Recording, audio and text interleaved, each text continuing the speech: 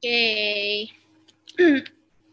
Untuk hari ini topik pembahasan kita kan tentang quarter life crisis. Kira ada yang tahu nggak quarter life crisis itu apa? Atau ada yang udah pernah dengar atau mungkin sudah pernah mengalami quarter life crisis itu seperti apa? Karena ini diskusi kayaknya harus pada ngomong ya. Ajan jangan di-mute, Ajan. Ngomong, Jan. Ya Kak, kan belum Kak. Lu belum nyuruh gue ngomong Kak.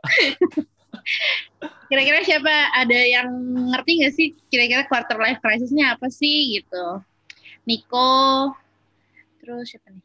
Kelly, Aya, Suarez, Mega, Googling. Kenan. Ya. Kira-kira ada yang ngerti nggak sih quarter life crisis itu apa? Atau mungkin pernah mengalami life crisis itu apa? Gue lanjut dulu ya. Nanti kalau misalkan ada yang mau ngomong aja, ini kan diskusi. Gimana sih nih? Nah, jadi quarter life crisis ini kira-kira kapan sih akan terjadinya gitu. Terjadinya itu menurut Google dan menurut pakar itu di umur 20 sampai 30 tahun. Jadi pas banget nih umur kita itu adalah umur-umur yang sedang mengalami atau mungkin akan mengalami atau sudah melewati yang namanya quarter life crisis ini. Gitu ya. Jadi di umur 20 sampai 30 tahun ini kayak lihat nih di gambar-gambar ini semuanya kita lagi pada energiknya untuk kerja, untuk pergi sama teman-teman. Mungkin ada yang married atau mungkin udah punya invest rumah atau apapun yang udah kita achieve di usia muda ini nih, 20 sampai 30 tahun. Nah, sekarang pertanyaannya, sering galau? Apakah ada yang sering galau di sini? Tiba-tiba di kamar sendiri nangis tanpa sebab ya. Ada yang senyum ini seperti Mega ya, senyum ya. Ajan tuh senyumnya lebar juga. Ajan senyum, Sarah senyum. Iya, cakep. Gue bukan senyum lagi, gue ketawa. Tenis nih. Ini berarti yang senyum gue yakin masih sering galau. Ya kan? Tiba-tiba di kamar lagi malam-malam nggak ngapa-ngapain, kok nggak bisa tidur ya, tiba-tiba air mata mengalir sendiri gitu kan, atau enggak kok nggak bisa tidur, otak mikirin apa tapi nggak tahu apa yang kita pikirin gitu kan. Berarti kalau lu sering galau sendiri, sering nangis sendiri gitu, mungkin itu yang dinamakan dengan quarter life crisis. Contohnya ini, quarter life crisis itu nih ya, gue bilang coba kita lihat satu-satu apakah ini di antara kalian pernah mengalami atau sering mengalami. Ini yang poin pertama adalah adult. Karena di umur 20 sampai 30 menurut masyarakat kita sudah disebut dengan kata-kata dewasa, adult. Kata-kata dewasa ini bisa menjadi sesuatu yang baik, bisa juga jadi sesuatu yang bukan yang buruk sih, tapi kayak karena kita masih menyesuaikan dengan keadaan untuk menjadi dewasa, dan jadi dari remaja kita akan menuju menjadi dewasa. Ada lagi kayak memiliki arah hidup dan tujuan. Siapa kira-kira yang pernah mengalami merasa tidak memiliki arah hidup dan tujuan? Saya, gue doang. Kalian nggak ada? Gue doang ya. Lu pada ngerti banget arah hidup tujuan ya? Oke, merasa tidak memiliki arah hidup dan tujuan. Ada juga tentang money and bills. Jadi karena kita sudah mulai kerja, jadi pasti udah pegang uang sendiri, gaji per bulan harus mulai diatur ya, finansialnya untuk bayar cicilan ini itu, listrik, air, bla bla bla. Ini termasuk salah satu menjadi kendala di waktu kita mulai adult ini. Ada juga yang namanya overthinking. Nah ini nih, overthinking. Kebanyakan sih cewek ya yang mulai overthinking ini. Malam-malam gak bisa tidur, jadinya overthinking, mikirin pacar, mikirin kerjaan, mikirin besok gimana, mikirin resign gak ya, mikirin kerjaan gue sesuai dengan passion gak ya, itu termasuk dalam overthinking. Atau pacar gue lagi kemana ya, pergi sama siapa, kok gue gak dikabarin, mereka lagi ngapain, jangan gue diselingkuhin, bla bla bla. Jadinya overthinking padahal belum tentu benar. Ya, Mega senyum, sepertinya iya, berarti Yang lainnya kagak ada mukanya, mungkin nggak mau kelihatan kalau senyum-senyum sendiri. Terus ada juga yang namanya galau dengan masa depan.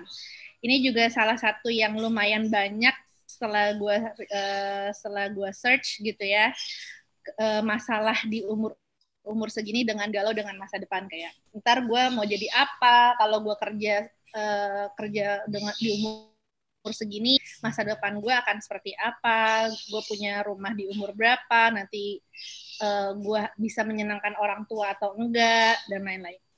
Ada juga dengan insecure dengan diri sendiri. Nah ini, insecure dengan diri sendiri ini juga kayaknya cowok juga banyak sih ya. Apalagi kan cowok biasanya akan punya tuntutan yang lebih besar gitu kan. Apakah kalau misalkan udah punya pacar, gue mau nikahin tapi dengan uang segini gue bisa nikahin anak orang nggak? Bisa ngidupin anak orang nggak? Gitu ya, Jan? Ya, benar banget, Kak. Ada juga panic attack. Ini cukup apa ya? Cukup banyak juga yang punya panic attack ini. Terus cemas tidak berujung. Dan ada juga yang menjadi emosional. Jadi ditanya sedikit marah, ditanyain kabar sedikit marah, disenggol sedikit bacok gitu ya, menjadi emosional, dan yang paling parah bisa menjadi depresi. Ini yang disebut dengan beberapa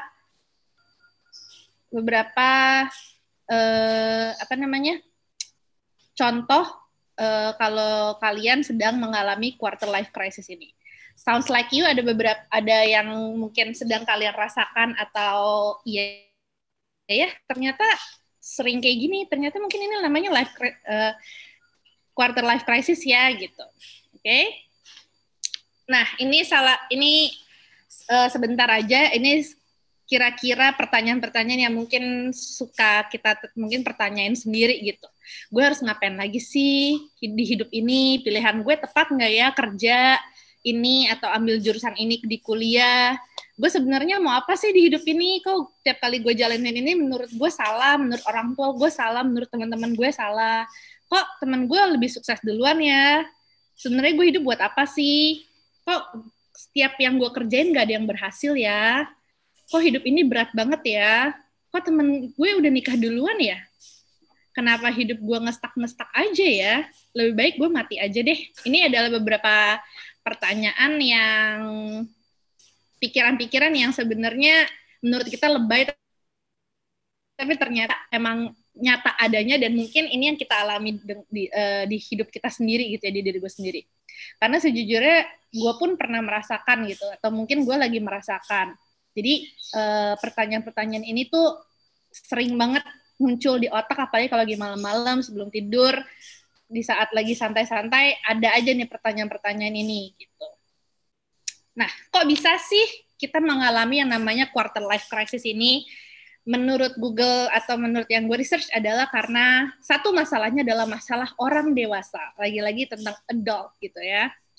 Itu salah satunya ada di pekerjaan atau finansial. Ini menjadi salah satu faktor terbesar di awal kenapa kita bisa menghadapi quarter life crisis ini. Karena kan biasanya mungkin dulu pas waktu sekolah masih sama orang tua, hidup juga masih dibiayain orang tua, di saat waktu umur 20-an kita sudah mulai kerja, punya finansial sendiri, kita harus ngatur tuh sendiri keuangan kita gitu. Terus yang kedua adalah merencanakan karir dan masa depan. Merencanakan karir dan masa depan ini juga salah satu masalah yang cukup rumit, yang masih nggak tahu gimana gitu ya ujungnya gitu. Dan ada lagi hidup mandiri untuk pertama kalinya. Mungkin ini apalagi dari teman-teman yang dari Kalimantan ya, pasti lo semua merasakan nih hidup mandiri untuk pertama kalinya. Ke kota orang, nggak ada orang tua, nggak ada keluarga, harus hidup sendiri. Mungkin yang biasanya di rumah apa-apa dibantuin mama, sekarang nyapu sendiri, nyuci piring sendiri, cari makan sendiri gitu ya. Ada juga nih menjalani hubungan romantis yang serius untuk pertama kalinya. Biasanya Ajan, kenapa mungkin ada, ini karena diskusi Ajan boleh ngomong ya Jan? Sebelum gua tanya boleh diceritain kok Jan. Kalau lu udah menjalani hubungan romantis yang serius untuk pertama kalinya gitu kan, yang biasanya kan playboy, playgirl gitu di sekolah main-main aja, tapi di umur-umur segini waktunya gue serius nih gitu. Pas waktu lagi serius-seriusnya kita putus cinta, padahal kita lagi pengen serius, udah merencanakan kayaknya gue bakal nikah umur segini, punya keluarga yang indah, bla bla bla. Ternyata kita putus cinta. Itu juga bisa menyebabkan salah satu yang dibilang QLC. Ini Tenny sama Mega lihat-lihatan kenapa? Ada yang mau diomongin? Tenny? Coba dong diskusi Tan. Nggak apa-apa Tan. Kalau ada juga nih, misalkan melihat teman sebaya sudah mencapai impiannya lebih dulu. Nah ini nih banyak banget, mungkin termasuk kita salah satunya gitu ya. Kalau ngelihat teman sebaya terus yang udah sukses mencapai impiannya lebih dulu, kita suka insecure sama diri sendiri mungkin ya. Jadi suka kayak, kok dia bisa ya di umur segini dapetin ini, kenapa gue belum ya, kayak gitu. Dan ada juga karena membuat keputusan waktunya kita sebagai orang dewasa, membuat keputusan pribadi atau profesional yang akan bertahan dalam jangka waktu yang lama. Jadi karena udah nggak ada orang tua, kita harus memulai membuat keputusan pribadi sendiri atau yang profesional gitu ya.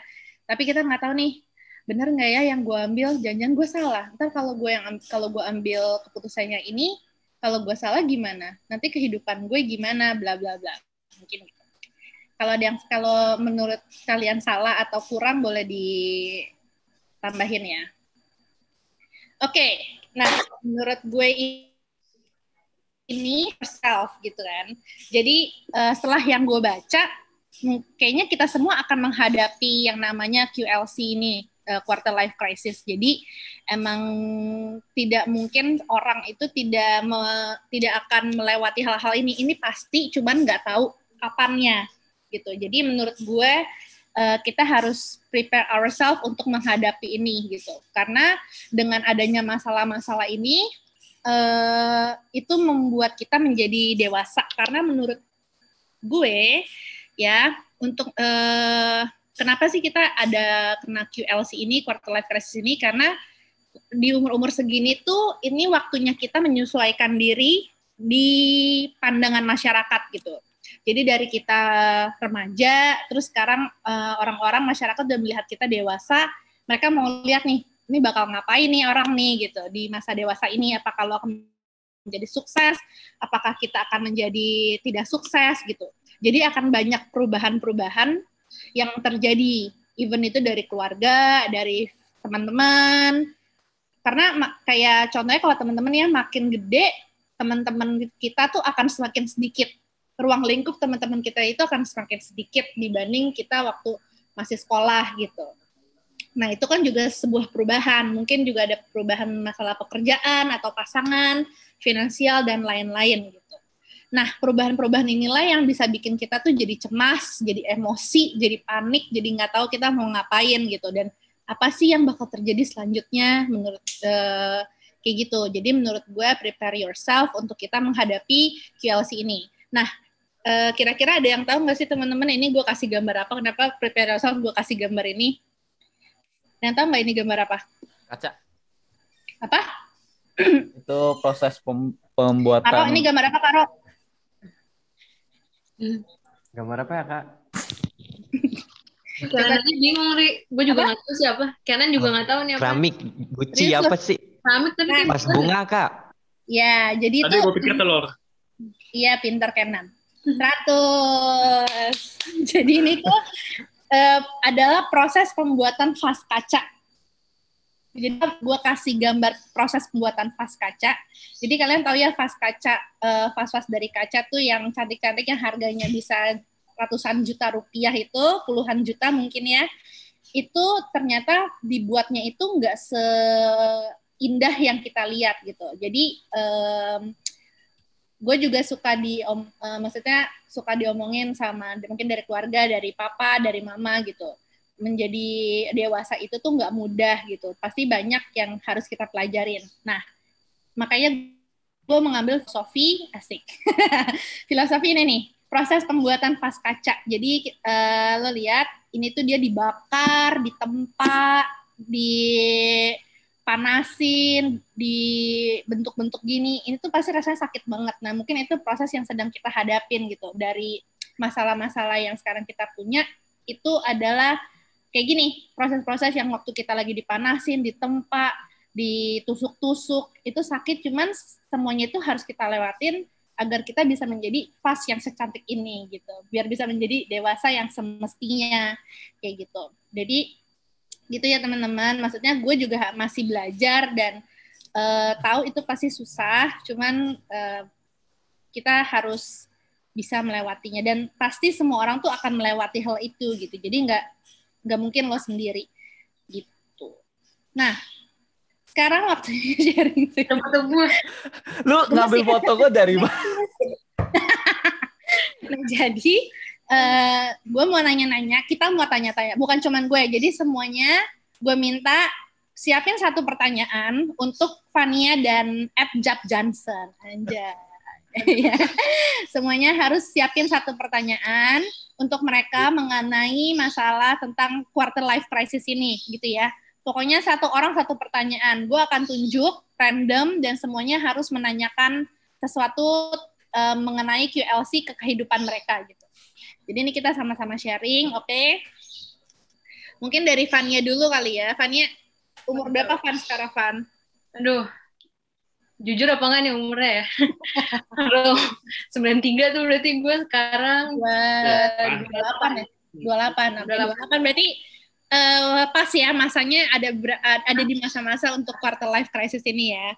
Jadi gue mau nanya, dimulai dari gue dulu. Jadi nanti kita gantian bertanya ya. Oke, Fania. Untuk sampai sekarang, karena lo udah 28 tahun, menurut lo apakah sampai saat ini lo tahu lo sudah mengalami quarter life crisis atau belum?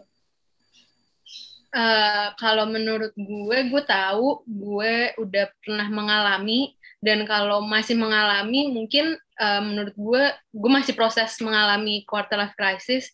Cuma bedanya sekarang gue kayak udah lebih tahu gitu loh, apa namanya, kemarin nih yang pas lagi peak-peak, kayak kalau corona lagi first wave-nya itu kayak udah tahu gitu waktu itu gimana cara nanggulanginnya dan lain-lain gitu. Oke. Nah, sekarang gue mau minta, ini gimana sih biar tahu namanya? Sebentar ya, aku tuh rada-rada norak dah. Itu partisipan nggak? Partisipan. Partisipan? Ya. Udah bisa lagi. Jadi dia Mega dulu deh yang ada di depan mata. Mega, coba Mega tanya satu pertanyaan buat Fania, Mega, mengenai QLC.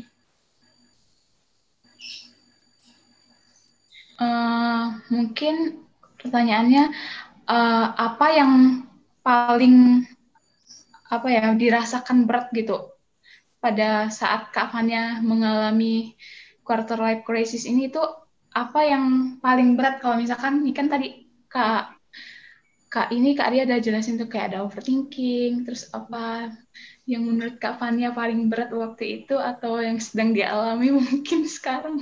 Waktu itu kayak paling berat itu demotivasi ya, karena disclaimer dulu, karena kalau waktu itu quarter life crisis kan ada macam-macam ya, maksudnya ada mungkin di percintaan atau di keuangan, di pekerjaan. Nah, kalau waktu itu aku di pekerjaan. Jadi waktu itu yang paling aku paling merasa paling berasa di aku itu demotivasi kerja gitu waktu itu. Jadi kayak tiap pagi bangun terus ya, udah harus bangun lagi ke kantor nih, sampai kantor gue bakal di caci maki apa lagi nih sampai kantor gue gitu. Tapi yang paling sangat berasa sih demotivasi sih, kayak bangun, aduh pengennya nih sekarang kayak apa namanya ke kantor tuh rasanya malas banget tiap hari gitu. Soalnya juga karena rumahku kan, disclaimer, rumahku di Bekasi. Ke kantor waktu itu sebelum pandemi, ke kantor tuh butuh waktu 2-3 jam. Mungkin kalau teman-teman yang di Bekasi, Ria mungkin tahu. Kalau mau ke kantor tuh butuh 2-3 jam. Jadi waktu itu aku kayak ke kantor tuh bangun pasti jam 4:30 pagi. Karena jam 5 atau paling telat tuh 5:30 udah nyampe kantor. Sampai kantor itu aja bisa jam 8 atau 8:30. Itu udah langsung kerja. Terus baru karena kerjaannya saking padat merayap, aku baru bisa mungkin keluar kantor sekitar paling cepet tuh jam 9 malam. Kayak jam setengah 11 atau jam 12 tuh kayak udah sering banget nih, apa namanya. Dan itu tuh bukan cuman season-season tertentu, tapi kayak sepanjang masanya. Jadi kayak, wah demotivasinya berasa banget sih waktu itu. Kayak, aduh pulang, perasaan baru nyampe kasur nih, kok gue udah harus bangun pagi lagi gitu. Gitu, Mega. Oke Kak, thank you Kak Pan. Oke, terus kalau Ajan gimana Jan? Menurut lo, apakah sampai saat ini lo sudah mengalami atau sedang mengalami yang namanya quarter life crisis? Kalau gue sih, gue sudah mengalami dan sedang mengalami gitu. Sekarang gue sedang berada di titik quarter life crisis gitu. Banyak, enggak banyak sih. Maksudnya Berarti lo sedang hal-hal mengalami ya, sedang ya, mengalami gue sedang quarter life crisis. Coba Kenan bisa ditanya untuk Ajan, Kenan. Bang, jangan susah-susah bang, bukan ujian ya bang. Nggak ada pertanyaan susah kayak gini. Paling jawabnya yang bingung pertanyaannya. Paling bingung mau jujur apa mau bohong. Nah, itu. Coba dong ditanya Ajannya. Dia lagi mengalami quarter life crisis. Dalam bidang apa gitu? Gini deh. Apa ya? Saat lo ngalamin quarter life crisis, maksudnya itu kan pasti symptoms-nya itu ya entah khawatir lah gitu ya, apa? Cemas. Ya kepikiran sesuatu yang nggak habis-habis, tapi kok nggak ada ujungnya juga nih gitu kan?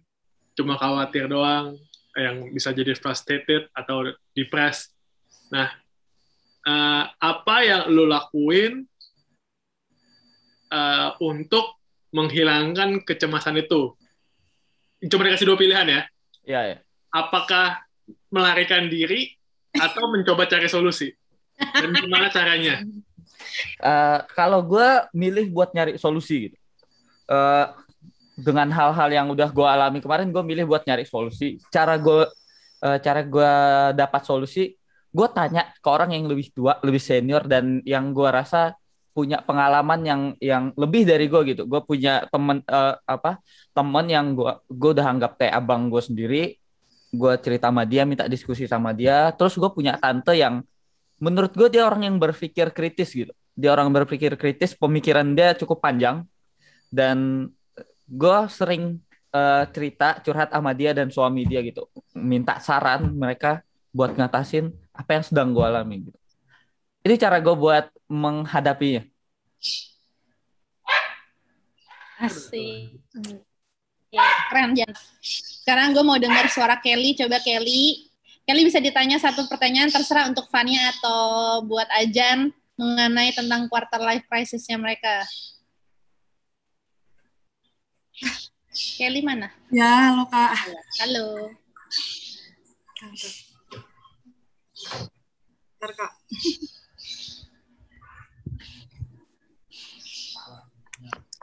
Pertanyaan aku tuh Kak sebenarnya hampir sama kayak Bang Kenan tadi. Tapi lebih gimana cara misalnya Kak Fania sama Bang Ajan tuh ngelewatinnya gitu, ngelewatin proses itu gimana sih, apa aja yang dilakuin? Hampir sama sih. Oke, Fania berarti ya. Oke. Jawab. Kalau aku waktu itu karena hal ini mengenai kerjaan ya, jadi dan terus untungnya di kantor aku tuh ada yang namanya cuti block leave. Block leave tuh jadi lo dipaksa cuti, bukan dipaksa, lo harus cuti dalam setahun tuh 10 hari kerja, dan itu tuh wajib karena setiap pasti dapat. Nah, waktu itu aku ambil cuti itu dan memilih untuk waktu itu traveling jauh gitu. Terus traveling sendiri. Waktu sendiri nggak ada teman, nggak ada keluarga. Jadi benar-benar pergi sendiri deh, kayak petualang itu sendiri. Nah, waktu itu rencananya adalah supaya ada waktu, mungkin karena udah saking penuh padat nih kepala, jadi kayak butuh waktu untuk diri sendiri gitu loh. Jadi me time. Jadi karena perjalanannya lama, terus jauh juga, terus jadi kayak sepanjang jalan tuh kayak bengong, tapi diskusi sama diri sendiri kayak, lo tuh mau ngapain, banyak pertanyaan-pertanyaan gitu, lo tuh mau ngapain sih Van gitu, tujuan lo tuh apa sih sebenarnya emang gitu, emang solusinya dari lo tuh apa gitu. Dan terus udah gitu, itu salah satunya traveling. Terus udah gitu aku ngobrol sama orang-orang, tapi ngobrolnya tuh nggak spesifik nanya ini harusnya gimana ya, tapi nggak, aku lebih ke arah ngajak ngobrol, mau tahu cara pikirnya orang tuh gimana gitu. Kalau pas lagi mereka bukan dengan secara interogasi ya, tapi kayak ngobrol-ngobrol kayak lo apa namanya pernah apa namanya mager nggak sih ke kantor, atau kayak kalau pas lagi bosan ngapain sih misalnya gitu ya, kalau misalnya pokoknya kayak gitu-gitu deh pertanyaannya. Jadi kayak supaya kita dapat insight dari orang lain gitu. Nah terus langkah ketiga nih terakhir, aku bener-bener kayak apa aplikasiin kerjaan apa namanya pelajaran di kampus dulu. Jadi kayak di list down nih satu-satu, positifnya apa, negatifnya apa gitu. Waktu itu di kepalaku adalah keputusannya adalah apakah gue butuh resign dari kantor, apakah atau gue tetap di kantor yang sama dan menjalani ini gitu dan lebih menerima. Waktu itu sempat pilihan kedua, tapi aku kasih masa waktu gitu. Oke, gue tetap stay. Gue mau perpanjang selama 6 bulan gitu buat mikir kayak ini sebenarnya cuma perasaan gue doang atau memang apa atau emang gue nggak bisa aja gitu loh. Maksudnya tetap memberikan opportunity supaya tetap tahu deh keadaan itu sebenarnya gimana gitu. Setelah dilihat-lihat ternyata opsi pertama tuh yang lebih paling manjur. Jadi aku tulislah positif negatifnya itu apa sampai kelihatan apa namanya timbangannya ternyata beratnya lebih banyak di negatif. Jadi kayak oke, keputusan gue berarti memutuskan untuk resign. Itu sih kayak gitu. Gitu Kelly. Oke, mantap. Jadi menemukan solusi sama ya kayak Ajan ya, berarti menemukan solusi di saat lu lagi mengalami yang namanya quarter life crisis. Oke, sebelum kita ke Coach Jamie, satu pertanyaan lagi terakhir dari gua. Menurut kalian, sekarang gimana kondisi kalian berdua saat ini gitu ya, Ajan sama Fania? Apakah lo merasa lo sudah melewati masa quarter life crisis lo atau belum? Ajan dulu boleh? Atau ternyata ada yang di bidang lain yang membuat lo makin krisis nih hidupnya? Klaster baru. Iya, klaster baru ternyata jangan-jangan. Gue belum selesai gitu. Belum selesai. Yang gue rasain gue belum selesai karena begitu satu hal selesai, satu hal teratasi, hal lainnya muncul lagi gitu. yang sebelumnya, yang mungkin sebelumnya pas masalah pertama ada itu bukan sebuah masalah, tapi begitu masalah yang pertama selesai, ternyata yang ini timbul menjadi masalah baru lagi gitu. Dan sekarang itu yang sedang gue hadapi gitu. Oke. Semangat. Fania gimana? Kalau gue sih yang pertama ibarat first wave-nya, maksudnya yang puncak-puncaknya sih pertama menurut gue udah melewati itu gitu. Sekarang masih ada tapi kayak tadi gue bilang mungkin lebih gue udah lebih aware gitu cara ngatasinnya gimana gitu. Dengan keadaan sekarang sih justru gue merasa sekarang gue lagi di comfort zone gue, which is comfort zone itu bisa jadi bahaya juga kan kalau misalnya kita kelamaan di comfort zone gitu. Jadi tapi bersyukur kemarin tuh supaya lebih kelihatan Kristen ya. Jadi ada bersyukur kita aku sempat ngalamin hal kayak kemarin gitu, puncak quarter life crisis. Jadi dengan adanya itu aku jadi tahu gitu menikmati cara sekarang tuh ternyata gue tuh bersyukur banget. Coba dulu gue masih kayak gitu, itu akan beda cerita gitu. Maksudnya dengan tahu apa rasanya nggak enak, jadi tahu rasanya enak banget itu kayak apa gitu. Mantap. Oke, jadi gitu ya. Maksudnya untuk meringkas sedikit dari si Fania dan Ajan, mungkin teman-teman lain pernah merasakan juga sama hal yang sama seperti mereka rasain gitu. Jadi lebih aware gitu ya, Van. Dan lebih aware nih tentang masalah-masalah kita gitu. Jadi kayak Vanya tadi, kalau lu capek kerja misalkan ya coba untuk take a break gitu ya, berani untuk ngambil ya udah istirahat dulu, pelan-pelan dulu, karena nggak semuanya harus dilakukan secara cepat dan instan gitu. Ya udah santai aja, pelan-pelan. Kalau misalkan ngerasa ini kayaknya kerja bukan passion gue gitu, ya coba lagi, dipikirin lagi apakah benar atau cuman sekedar gegabah aja gitu ya. Atau misalkan ini kok gue udah bisnis kagak jalan-jalan, ya nggak apa-apa gitu. Maksudnya coba mungkin kalau dikata aja mencoba konseling kepada orang yang lebih dewasa, yang lebih ngerti tentang kehidupan ini ya Jan ya. Ya. Iya, asam garam kehidupannya udah ditelan. Jadi kita belajar juga dari orang-orang yang mungkin lebih dewasa gitu. Nah, sekarang terus kita harus ngapain gitu kan? Kita harus apa sih sebenarnya dengan QLC ini? Jadi kita tanya Ko Jamie aja yang mungkin sudah melewati masa-masa quarter life crisis. Oke, Ko Jamie, waktu dan tempat dipersilahkan. Ya, terima kasih. Ya, saya sangat menikmati perbincangan teman-teman sekalian, gitu kan. Dan saya tidak mau menggurui hari ini, gitu ya. Jadi karena ini temanya diskusi, gitu ya, saya juga nggak mau buka-buka Alkitab, soal buka Alkitab, gitu ya. Ntar malah diomelin, gitu kan. Ada-ada aja kok malah buka-buka Alkitab, gitu ya. Jadi sebenarnya quarter life crisis itu terjadi karena apa? Tadi Ria udah kasih satu jawaban yang paling atas. Apa sih karena apa? Dewasa. Dewasa, betul kan? Jadi sebenarnya ada krisis gak ada. Krisis pertama itu krisis ketika kamu dari anak-anak menuju remaja, teenager, betul kan? Tapi gara-gara krisis itu, Britney Spears jadi terkenal. Dia nyanyi I'm not a girl, not yet a woman, gitu kan? Dia nyanyi dan booming sekali, betul gak? Jadi itu krisis pertama, bahwa dalam hidup orang pertama krisisnya itu krisis belasan, ya kan? Cowok berubah, cewek berubah, gitu kan? Lalu masuk krisis yang kedua sekarang ini krisis 20-30, krisis dipaksa menjadi dewasa, ya kan? Karena enak masih di rumah kan? Dapat uang dari mama papa, ya gak? Makan kalau jalan-jalan sama dedi sama papi ke mall, tinggal tunjuk aja yang enak yang mana gitu gak? Nah, once kamu udah di usia, tiba-tiba sih udah lulus ya gitu kan? Udah lempar topi dia lulus gitu. Wah, orang dulu seneng-seneng gitu ya. Kalau di umur saya sekarang pas ngeliat orang foto, lulus, dalam hati saya bilang gini, ya belum tahu dia gitu kan. Mau minta uang udah nggak enak, betul kan? Minta uang kok malu, nggak minta uang kok nggak bisa, gitu kan?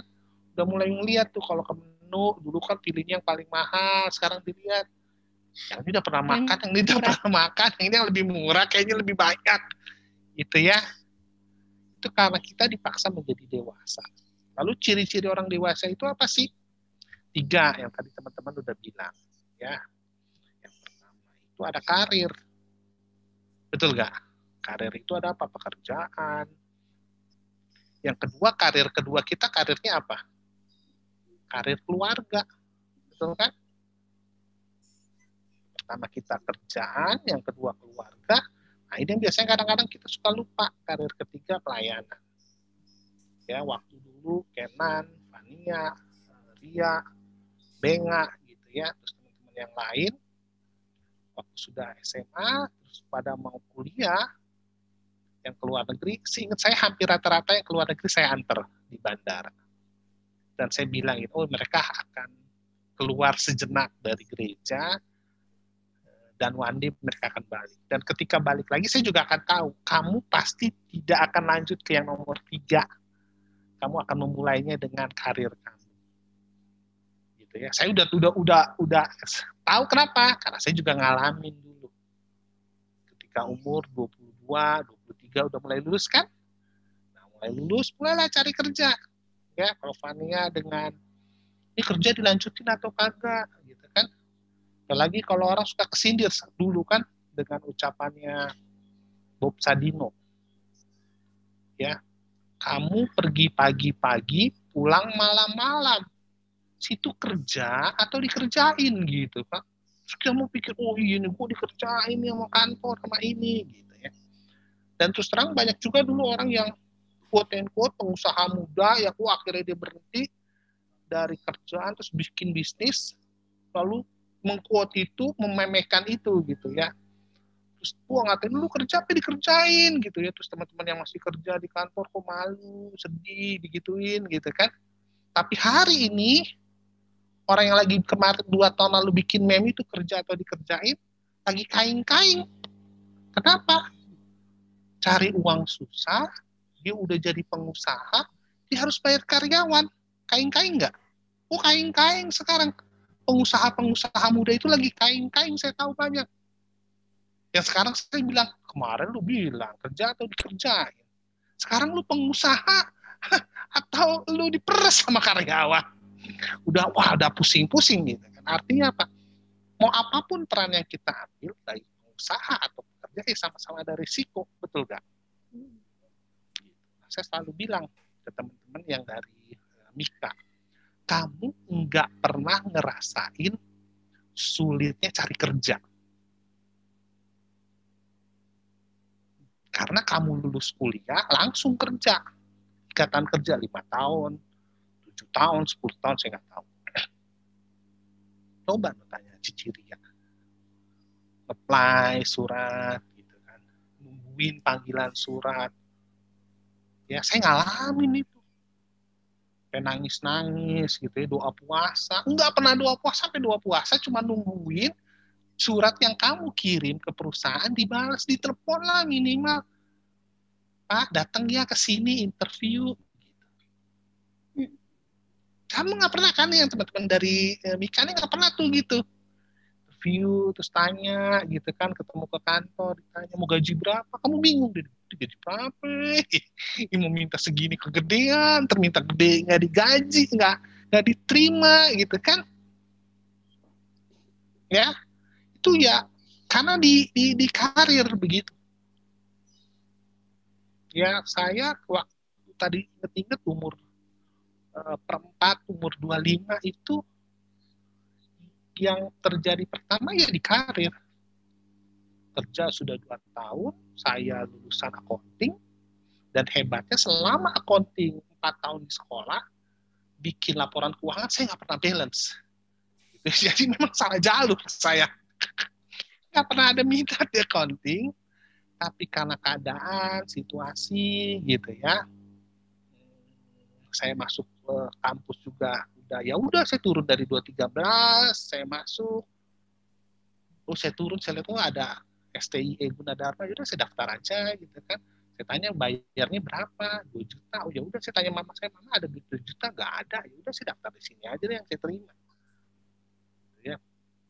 Tahun kedua saya merasa quote and quote, Tuhan manggil saya nih kayaknya nih, gitu. Saya mau jadi pendeta gitu kan, keren loh. Lalu saya tes gitu ya, saya pernah tulis status saya di Facebook gitu ya. Ketika Tuhan memanggil dan dia diam, saya bingung nih ngapain. Saya ikut tes sebulan, tes ini ono, udah tes ini sono sini sono. Sebulan kemudian nggak dipanggil. Sampai hari ini saya nungguin surat pemberitahuan saya tuh di STT, nggak dapet jawaban gitu ya. Dan hari itulah ya saya menyadari ketika saya baca bukunya pengarang Rusia, dia bilang mungkin Tuhan menunggu 30 tahun, dan kalau itu terjadi apa yang kamu lakukan. Jadi ada satu buku dia cerita dia pergi ke satu kota, terus di satu kota tiba-tiba dia dituduh dia membunuh, dia masuk penjara, dihukum seumur hidup, dan akhirnya di penjara dia tahu bahwa dia yang ngebunuh orang yang dituduhkan ke dia itu satu sel sama dia. Lalu disulitnya dia bilang, apakah aku harus mencucukkan pisau ini ke orang ini? Lalu dalam hati dia bilang, enggak, Tuhan sudah memenuhi hari saya dengan kedamaian. Waktu saya baca ini sakit jiwa tuh, kayaknya Tuhan main-main amat sama kita, gitu ya. Kayaknya Tuhan main-main banget sama kita. Itu juga tadi Ria bilang gitu ya, kamu di umur segini udah merasa romantis yang sesungguhnya gitu ya, terus tiba-tiba dia pergi gitu ya, dia ninggalin, terus kamu terkaing-kaing sendirian gitu kan, ketika coklat jadi kagak enak banget sih nih gitu, ini daging babi nggak enak banget sih nih gitu ya, udah kayak corona gitu kan, gue nggak bisa cium, nggak bisa rasa yang enak lagi nih gitu. Aduh, jadi jangan salah, nggak, corona tuh nggak ada apa-apanya gitu ya dengan ketika kamu merasa sialan gue salah, sorry gitu, salah naruh harapan sama orang, gitu kan? That's happen. Itu dewasa, ya itu dewasa. Artinya dalam pekerjaan, dalam keluarga. Dan kadang-kadang di umur-umur segini kamu akan menyadari kan, kalau umur-umur SMP, SMA, pacaran kan carinya yang bagus, yang bening, yang keren, gitu. Cewek nyarinya bad boy, gitu kan. Yang di SMA itu pasti bad boy itu pasti punya pacar populis. Believe it or not, kamu survei di sana. Karena memang ada masanya. Di umur 20 kamu mulai sadar, oh ini gak bener, cari yang kayak begini, bisa kain-kain. Ya, terus kamu mulai berhitung gitu kan, waduh saya udah mau menikah sama si A, dia pakai sabunnya aja ini nih, kamu hitung tuh dari ujung rambut sampai ujung kaki, ya apa berapa ya perawatannya. Ya saya sama istri suka bercanda gitu ya, kalau di TikTok suka ada yang kamu siapa gitu kan, kita suka bercandain gitu ya, karena saya punya, saya nggak lihat di atas saya ini ada foto nikah saya gitu ya. Maka saya ada foto nikah saya berubah gitu. Saya dulu 75, sekarang udah mau cepet gitu, cepet turun, naik lagi cepet gitu ya. Corona lagi naik, turun lagi cepet gitu ya. Terakhir 93, sekarang gue naik lagi gitu. Harus kita merasa ini apa gitu kan? Ini apa yang terjadi? Gitu. Bahwa nggak semudah itu, dan itu memang ada yang masa-masa yang memang harus kita alami. Dan ketika kamu merasa oh ya, kamu cari yang baik-baik gitu, kamu udah tahu, kamu jalani. Terus yang ketiga, pelayanan gitu ya. Makanya saya tadi bilang di umur-umur 20, 30, awal-awal karir kamu pasti pelayanan ini yang terakhir. Pelayanan itu pasti yang terakhir ya. Jadi kalau teman-teman yang dari nikah, berbahagialah kamu karena kamu quote-unquote dipaksa. Saya dipaksa pelayanan nih. Sorry. Kamu dipaksa ibadah, kamu dipaksa ini ono, kamu merasa oh saya dipaksa. Tapi saya bilang itu adalah anugerah. Ya, itu adalah anugerah. Anugerah buat kita, buat kamu, bahwa kamu mengalami itu semua, menjalani itu semua. Karena nggak semua orang mengalami, ya, nggak semua orang bisa, gitu ya. Ketika hari Sabtu Kenan dan Fania menikah, lalu hari Minggunya Kenan dan Fania datang ibadah, saya bilang wah mereka sudah lulus tentang pelayanan. Ya, tapi itu nggak mudah, saya mau bilang. Ya, jadi apa itu dewasa? Dewasa adalah ketika orang melihat karir kamu dalam karir kamu, gitu kan, dalam pekerjaan kamu, karir kamu dalam keluarga kamu, dan karir kamu dalam pelayanan kamu. Mudah menggabungkan ini semua tiga? Enggak mudah. Nanti setelah krisis perempat abad kamu, ya kan, kamu udah lewatin 2 krisis nih, kamu pikir selesai? Enggak. Nanti mulailah krisis yang ketiga, krisis awal rumah tangga baru. Ya, nanti ada yang namanya baby blue syndrome gitu ya. Kamu pernah dengar namanya baby blue syndrome? Ya, saya nggak tahu dulu sampai saya dikasih tahu. Ada yang namanya baby blue syndrome. Ya. Fania, Kenan ya belajar baby blue syndrome. Itu diam, silent. Tetapi itu lebih gelok dari quarter life crisis kamu. Ya, karena kalau kamu bayangin kalau dari anak-anak jadi teenager ada krisis gak ada. Tapi gampang gak dilewatin? Gampang. Paling jauh krisis kamu adalah krisis kenapa ini jerawat tambah banyak gitu kan?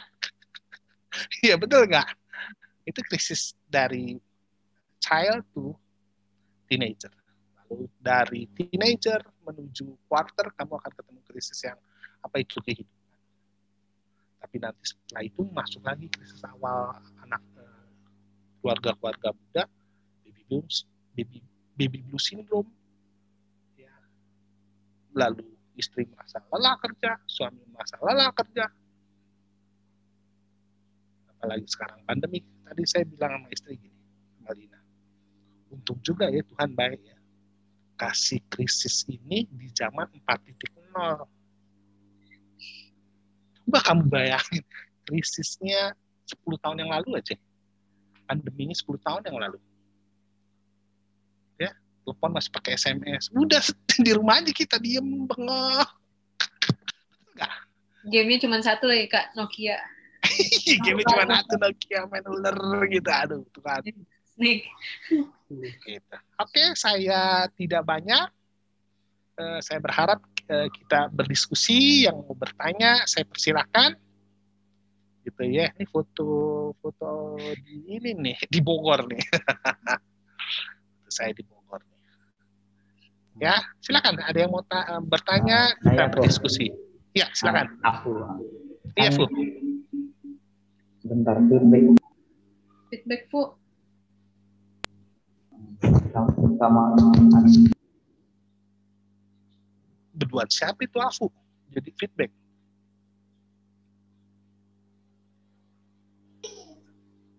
Ya, Fu?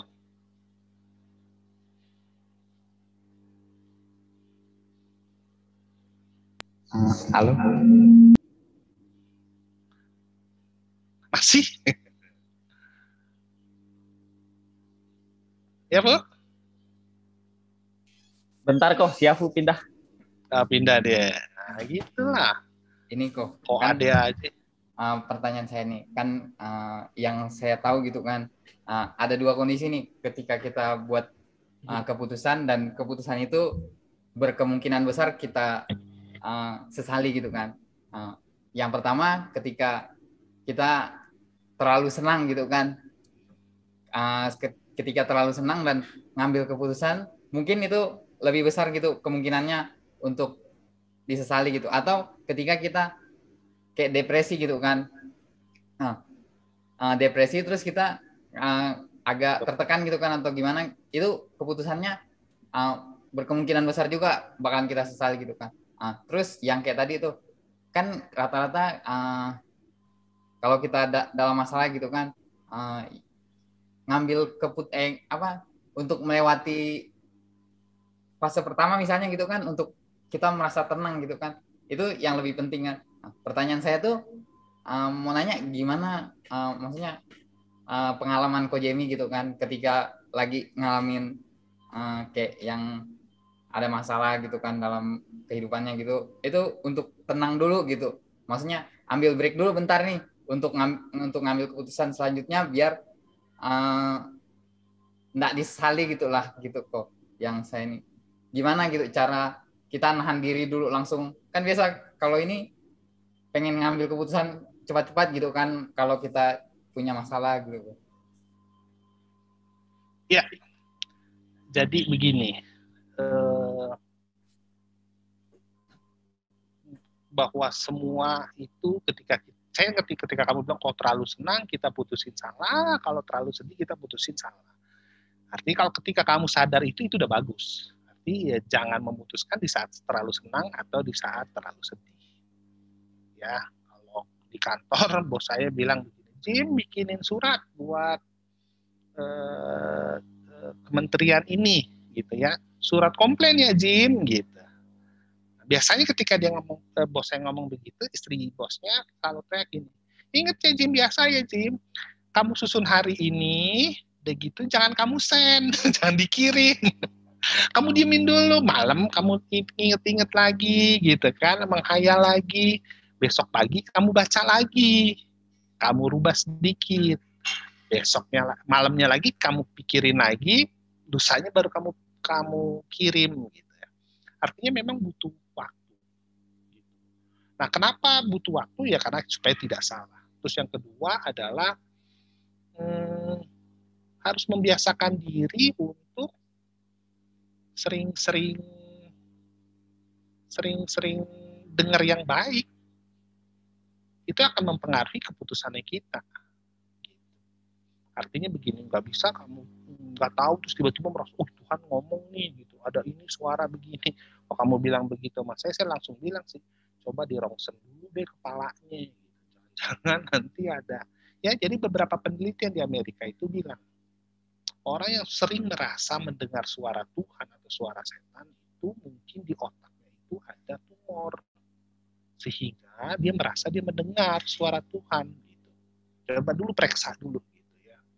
Saya suka bercandain ke hamba-hamba Tuhan, saya mendengar suara Tuhan. Pak udah pernah periksa kepalanya belum?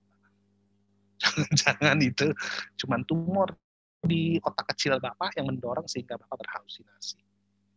Nah, jadi harus memang ditanamkan gitu ya. Yang jangan buru-buru, ya saya setuju. Yang kedua, kamu harus menanamkan dari jauh-jauh hari. Yang ketiga, yakinlah bahwa rencana Tuhan itu yang terbaik. Waktu kita salah pilih pun rencana Tuhan tetap baik, betul gak? Rencana Tuhan yang dia rencanakan buat kita bisa gagal gak sama kita? Enggak kan? Jadi yakinlah dan percayalah bahwa walaupun kita salah jalan, Tuhan tetap berkati. Gitu. Jadi saat tanamkan itu, gitu. Jadi udah salah di kemarin sebegini, ya udah nggak apa-apa. Pepatah bilang begini, ketika satu pintu ditutup, jangan kamu ketok-ketok terlalu lama. Mungkin Tuhan udah bukain pintu yang lain, cuy. Geser dikit, lihat, buka, gitu ya. Kemarin di Kompas saya baca ada satu atlet bulu tangkis Indonesia yang pindah ke warganegaraan. Ada yang tahu nggak? Jadi pindah ke warganegaraan pecahan Uni Soviet, gitu ya, Aza apa gitu ya. Lalu ditanya kenapa kamu pindah, terus bilang ini, iya karena saya tahu saya pengen tampil di Olimpiade Tokyo, tapi dari Jakarta cuman kasih 2 cowok. Dan cowok yang 2 itu yang dapat itu yang Minion itu, Mr. Ginting dan satunya lagi si Jojo. Saya nggak bakal masuk karena saya selalu kalah dengan 2 orang itu. Lalu apa yang dilakukan? Ketika saya ditawari pindah ke negara sana, saya pindah. Dan hari ini saya masuk di Olimpiade Tokyo. Saya bilang wow, ya. Mungkin orang bilang wah begini, tapi saya mau bilang oh dia mewujudkan impiannya dia, gitu. Walaupun mungkin dia nggak juara apa, tapi at least gitu ya, saya udah nyampe di Olimpiade Tokyo dan saya bermain di situ. Gitu. Jangan terlalu lama berdiri di satu pintu, ya. Kata Fani tadi bilang, setelah diukur, ditimbang, kayaknya gue nggak di pintu ini, di pintu yang sebelah, dan bener dia pindah ke pintu yang sebelah, lebih happy saya. Gitu. Oke? Ada yang mau tambahin? Silakan.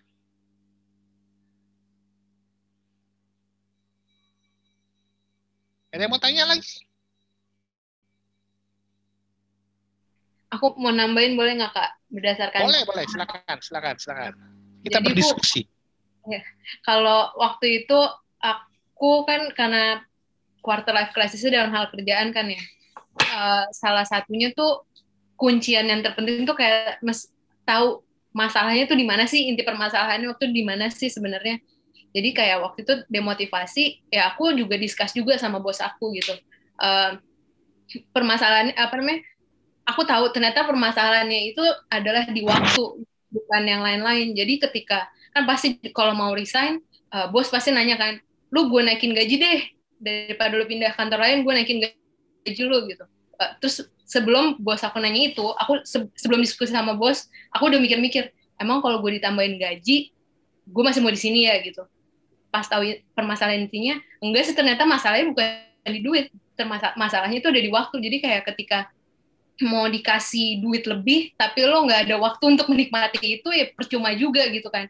Sesimpel kayak waktu itu karena saking rusuhnya, saking padatnya, even ke toilet aja tuh ditanya, Van lo di mana? Ada yang nyariin nih gitu.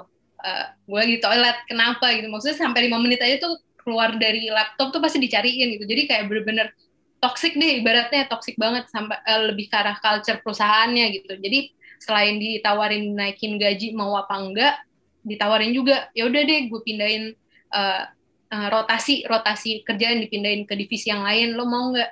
Terus pasti pikir ya ini permasalahannya bukan di itu maksudnya emang culture budaya perusahaannya itu seperti itu gitu. Jadi kalau lo mau pindah di mana-mana ya sama aja kayak gitu.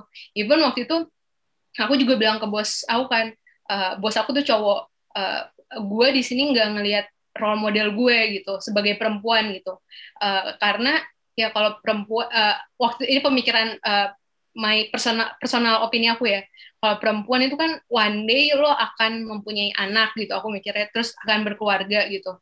Ya pilihannya ada dua, lo mau fokus di keluarga atau fokus di kerjaan gitu. Nah aku bukan tipikal yang harus fokus kedua-duanya, aku memilih untuk suatu hal yang seimbang gitu. Jadi aku berpikir kalau misalnya gue kelamaan di sini, lama-lama gue akan merasa ini hal yang wajar gitu. 3 tahun 4 tahun mungkin akan merasa duh kesel, nggak bisa ini, nggak bisa itu. Tapi lama-lama aku akan terbiasa. Ketika terbiasa, kayaknya nanti lama-lama akan menjadi apa ya? Akan menjadi backfire gitu, akan jadi masalah gitu ke depannya. Jadi pertama-tama tuh yang mesti tahu tuh inti permasalahannya itu apa, dan kalau misalnya udah tahu, seandainya nanti kita salah ngambil keputusan, tapi kita udah memikirkan itu kayak keputusan terburuk kita tuh apa gitu. Aku kira-kira mau nambahinnya kayak gitu sih, berdasarkan pengalaman. Mungkin teman-teman lain ada yang punya tambahan?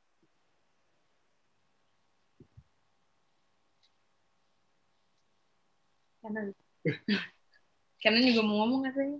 Iya, Kenan, ngomong Kenan. Nembak sih. Yang jago kandang loh.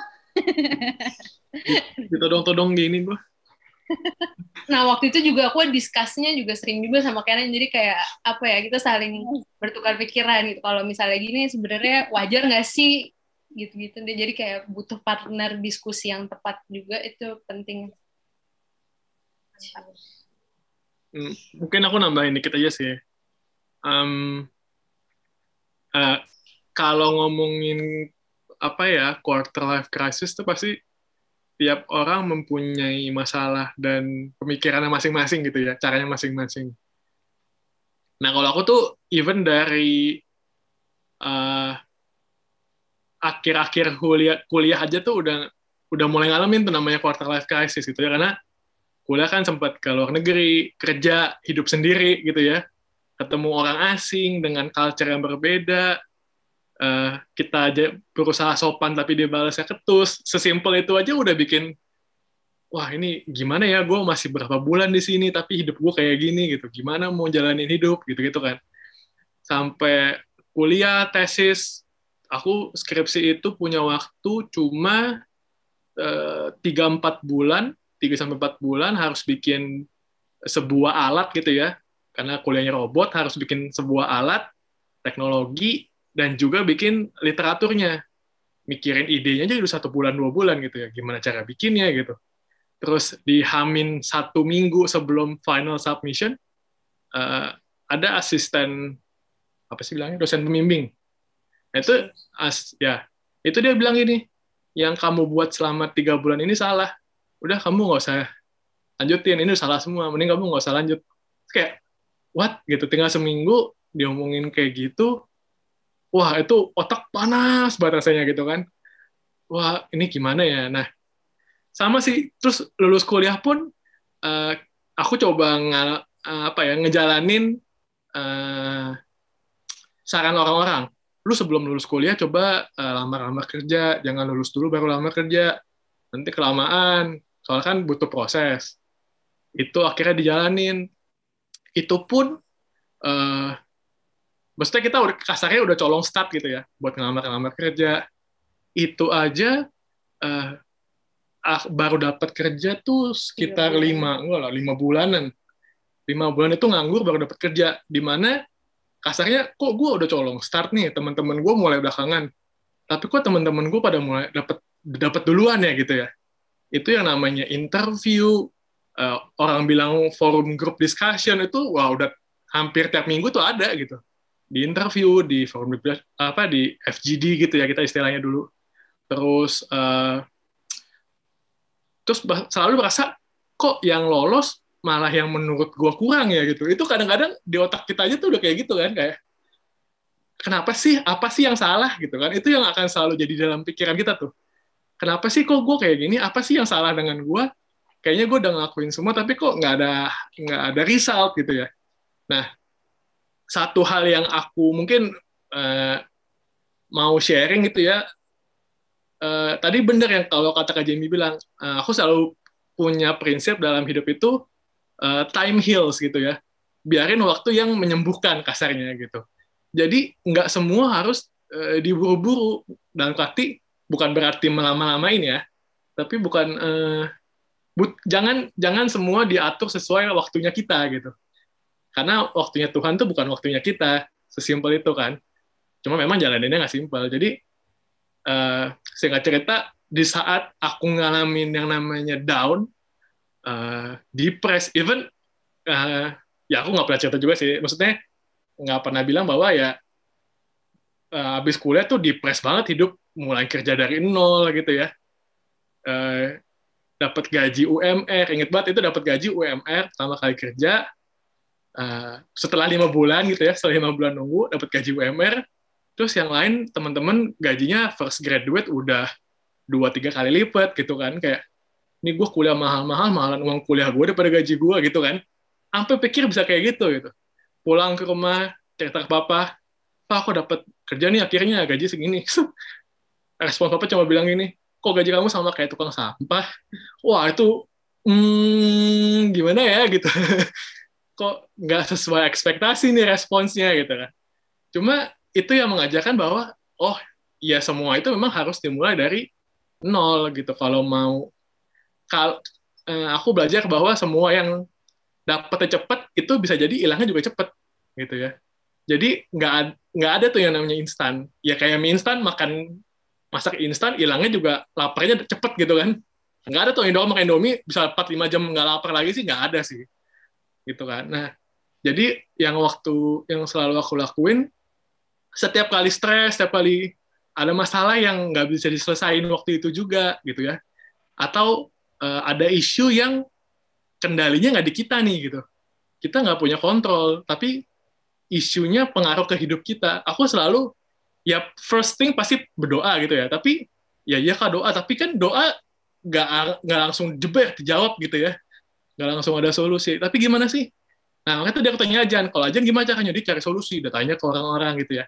Nah, kalau aku, sesimpel, aku akan melarikan diri, kasarnya. Gitu ya. Jadi, gimana cara ngelariin diri? Ya, aku punya hobi. Stres nih, yaudah gue main basket dulu misalnya. Olahraga dulu, atau sepedaan sendiri kemana gitu.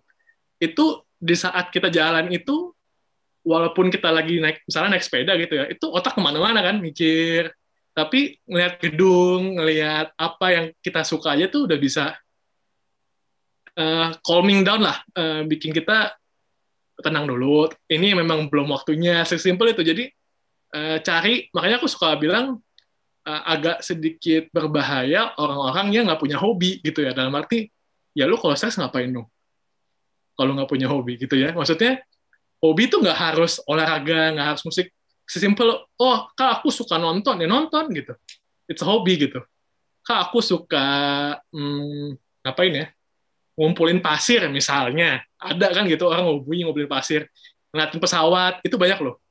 Kayak apa, ngeliatin pesawat, seneng gitu. Itu nggak masalah. Jadi, cari kesenangan kalian, di mana kalau kalian lagi merasa down, it's okay kok take 10 minutes, 1 hour gitu ya, buat ngilangin tuh stres, ngelihat yang senang-senang dulu, jadi waktu kalian balik ke masalah itu, setidaknya kalian udah punya bekal, oke, hati gue udah tenang nih, gitu. Jadi bisa menjalani masalah itu lebih wise lah, gitu sih. Wah, bagus. Jadi panjang. Jadi mungkin ngerangkup semuanya, gue juga mau nambahin sedikit ya, nggak sih? Gue cuma mau ngerangkum doang untuk teman-teman semua. Jadi kayak tadi yang udah Fania, Kenan, Ko Jamie ngomong, mungkin kita bisa sebut intinya kita harus menerima ya. Dengan adanya quarter life crisis ini kita harus menerima karena kita tahu hidup ini berproses gitu kan. Kalau tadi kata Ko Jamie, dari remaja kita akan menjadi orang dewasa, dari dewasa nanti udah punya anak kita akan kena lagi tuh yang namanya krisis baby blues atau apapun itu gitu kan, karena hidup memang berproses gitu. Jadi kayak tadi Kanan bilang, emang kalau misalkan capek, stres, ya nggak ada salahnya untuk kita take a break gitu. Mungkin setiap orang beda-beda. Mungkin buat Kenan take a break sejam bisa, tapi mungkin ada orang yang gue butuh waktu seminggu, gue butuh waktu sebulan, atau bahkan ada orang yang butuh waktu tuh setahun. Dan mungkin itu it's okay karena setiap orang beda-beda gitu ya. Untuk menurut gue gitu. Jadi apalagi untuk misalkan kayak gue contohnya, mungkin Ko Jamie juga tahu ke masalah aku tentang kerjaan gitu kan. Di saat lagi seneng-senengnya kerja, terus tiba-tiba karena COVID kita kena layoff, terus aku udah coba apply ratusan kantor, ribuan kantor, udah sampai itu job street, tiap kali di scroll semuanya udah di-apply gitu, tapi entar ada yang manggil nggak cocok, entar ada yang nggak dipanggil, coba untuk bisnis tapi kok nge-stuck gitu. Menurut aku kok gini-gini aja, nggak sesuai dengan ekspektasi yang kita bayangin gitu. Cuman diingetin lagi balik ke kata Ko Jamie, inget itu waktu Tuhan gitu kan, bukan waktu kita. Mungkin waktu yang aku kasih itu buat waktuku setahun gue harus sukses, tapi kalau misalkan Tuhan bilang nggak bisa setahun, ya kita harus ngomong apa gitu kan. Tapi emang kita harus tetap berusaha gitu. Jadi memang karena hal itu aku juga jadi mikir kayak kita tuh nggak akan mati, kita tuh nggak apa-apa kalau kita tuh nggak akan sukses, kita belum sukses di umur 20 sampai 30. Ada orang-orang yang sukses baru di umur 40. Terus kenapa gitu kan? Karena tapi ada juga orang yang sukses di umur 20 gitu. Jadi emang di situ aku ngelihat iya ya, semua orang tuh berbeda gitu. Jadi jangan menilai hidup kita sesuai dengan jalan hidup orang lain gitu. Karena ya balik lagi, selain kita mungkin tetap berusaha, ingat kita tetap punya Tuhan yang emang kita harus tetap berdoa, kita harus berserah sama Tuhan gitu kan.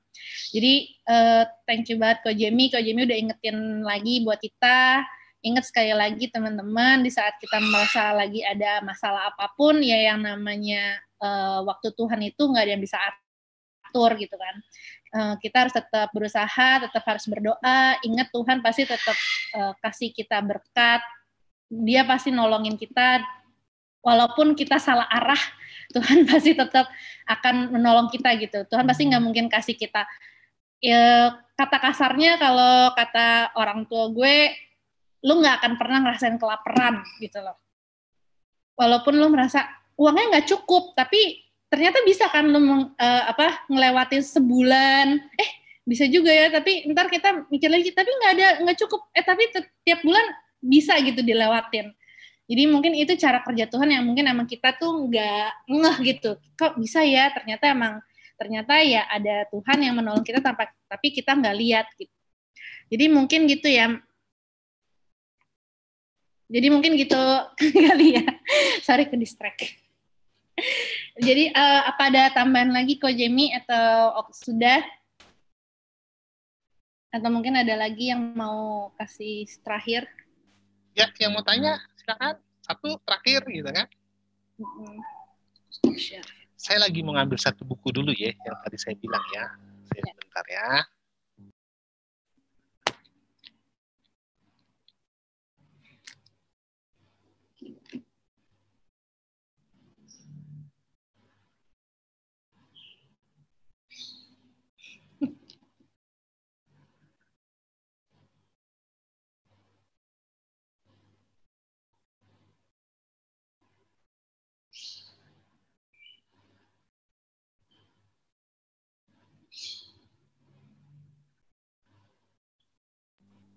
Akhirnya ketemu nih bukunya nih.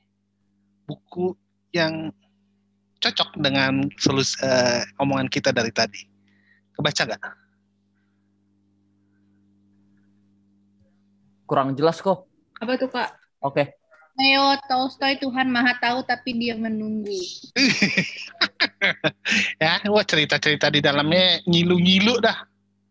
Ya, tapi saya suka buku ini ya. Saya suka buku ini. Ini seorang kaya raya yang ketika umur 50-60 dia bilang saya harus keluar lalu bikin tulisan-tulisan. Ya, yang suka baca buku boleh baca. Bukunya dia kalau ngarang itu, kalau nulis itu agak lebay sih menurut saya. Digambarin misalnya berjanggut, janggutnya warna emas-emas seperti matahari akan terbenam gitu ya. Tapi dalam-dalam ya. Salah satu tema buku yang terkenalnya, tulisan pendeknya itu Tuhan Maha Tahu tapi Dia menunggu. Tadi yang saya bilang. Orang dihukum seumur hidup atas kesalahan yang tidak dia lakukan. Dan ketika orang udah di depan dia bilang, saya tinggal pukul untuk membalaskan dendam saya. Terus dia bilang, tapi ada kedamaian di hati saya. Ya, kata Ria, sukses enggak di umur 20 enggak mati, cuy, bener. Ya, KFC sukses umur berapa itu? Kolonel Sander, 58 kalau nggak salah, dia baru jualan KFC. Umur 60 baru dia sukses.